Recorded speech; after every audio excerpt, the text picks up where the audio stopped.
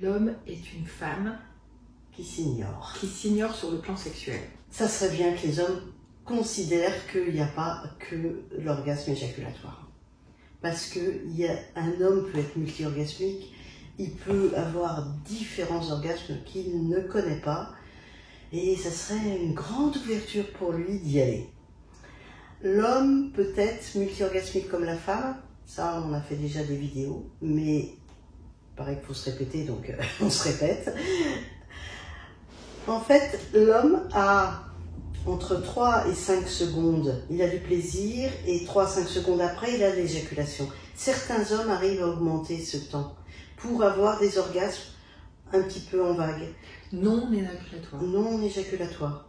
Après, il peut rejoindre l'éjaculation après, s'il veut. Mais ça permet de faire durer le plaisir et d'avoir un plaisir autre, qui est plus subtil que l'éjaculation et qui va régulièrement stimuler la zone du cerveau qui va reconnaître de plus en plus fort cette petite vague au début qui devient après des grandes vagues. Voilà, il y a déjà cet orgasme-là pour l'homme qui ne veut pas qu'on touche son anus. Oui, et c'est important de différencier l'orgasme de l'éjaculation. Vous pouvez avoir une éjaculation sans plaisir. Tout à fait. Et un orgasme sans éjaculation. Et un orgasme avec du plaisir sans éjaculation. Plein d'orgasmes comme ça. Et après, vous vibrez de partout. Voilà, et c'est ce qu'on appelle surfer sur la vague du plaisir, ou en anglais peaking, c'est-à-dire aller dans des sommets, c'est-à-dire surfer avant, quand on est un homme, avant la phase éjaculatoire, donc qui amène à une période réfractaire après, dans laquelle ce n'est pas possible d'avoir une érection. Il y a une éjaculation, et donc il n'y a pas de période réfractaire, et il y a comme une accumulation énergétique, d'énergie et de sensations, et de plein de sensations qui se diffusent dans le corps.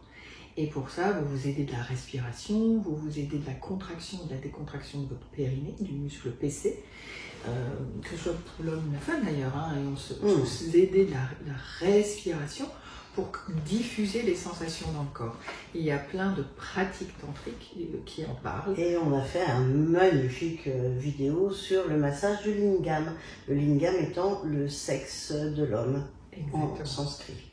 Ouais. Voilà, et ça permet donc à la partenaire ou le partenaire de permettre à l'homme d'atteindre cet état orgasmique, multi-orgasmique, avec juste un massage, bien sûr, ou une fellation de cet homme.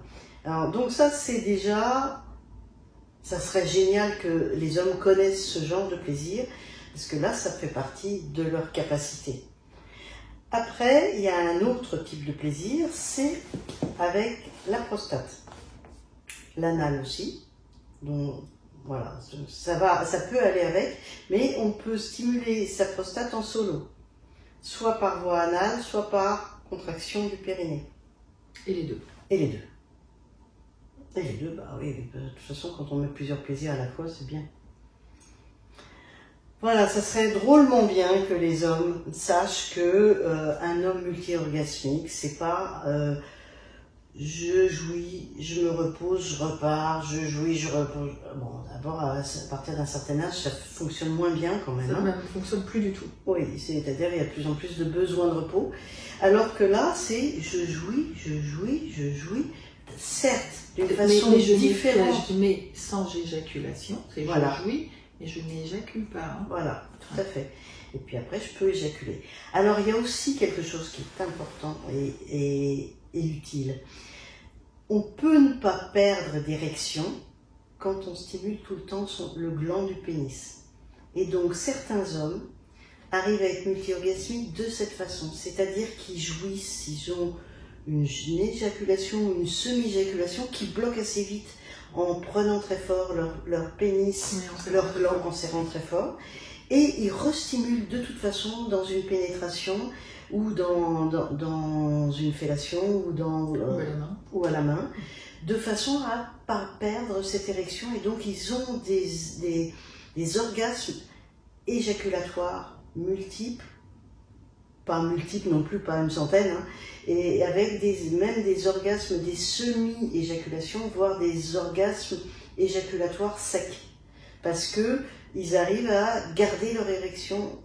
Il y a une technique très bien. Ça, alors, vas-y, ça c'est bien. Une femme qui s'assoit sur monsieur, hein, et qui balance son bassin, ce qui lui permet d'aller dans l'orgasme, elle. Oui, parce qu'il y a une stimulation du clitoris. Et elle a expliqué à son partenaire, si tu jouis, je continue. Et donc, il jouit, elle continue, et lui, il perd pas son érection, et donc, du coup, ça recommence, et il a de nouveau une autre éjaculation, mais elle continue. Bon, je ne sais pas combien de temps ça peut se faire, mais voilà, ça peut être une technique relativement simple pour qu'un homme soit multi-orgasmique. En éjaculant. En éjaculant. Voilà, en ayant de moins en moins d'éjaculats. D'accord, on est d'accord. Hein, parce que là, après, il n'y a plus de liquide. Il est vide. L'homme et la femme ont les mêmes zones érogènes.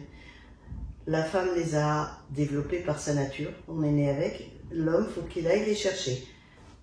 Mais ça peut être possible. Donc, stimulation des tétons, par exemple. Voilà.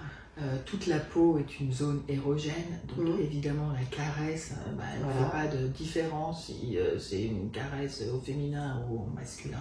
Le souffle dans l'oreille, les petites paroles douces, ou pas douces, ou crues, ce sont des stimulations qu'on peut développer aussi. Oui, mais un homme peut développer. On a tous des canaux de perception qui sont différents ou qui sont plus engagés, que ce soit les canaux visuels ou auditifs ou kinesthésiques du toucher, olfactifs ou même gustatifs. Donc chacun a des préférences. Mais il peut travailler les autres préférences pour agrandir son panel de jouissance et de jouissance. Très bien dit ça. Allez, à bientôt. À bientôt, au revoir.